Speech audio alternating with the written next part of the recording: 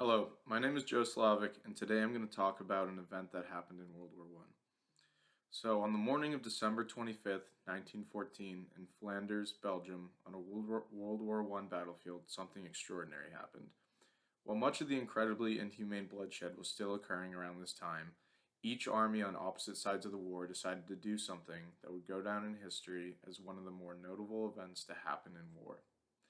With bodies scattered about the freezing trenches and no man's land between the two sides, soldiers began to emerge and cross the battlefield to greet each other in the middle. This was the beginning of the Great Christmas Truce of 1914. Now, what began with soldiers shouting across the lines to pledge a ceasefire should they decide to cross turned into a spontaneous truce and reunion where soldiers old and young came together to shake hands and celebrate the holy day of Christmas with cigars, chocolate, and laughter, as well as conversation.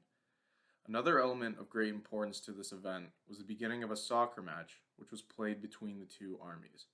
They used coats to create makeshift goalposts, and one man was quoted as saying, "From somewhere, somehow, this football appeared."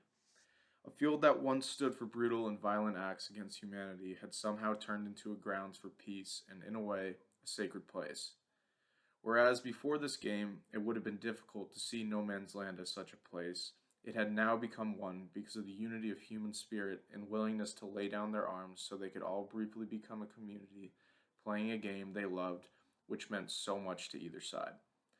This event in many ways can also demonstrate the power and will of human spirit in pushing both the mind and body for not only the physical aspect of the sport, but also to look upon those they were supposed to attempt to kill with friendliness and a mutual love for a game and a brief moment in time where they could forget what they were truly there to do.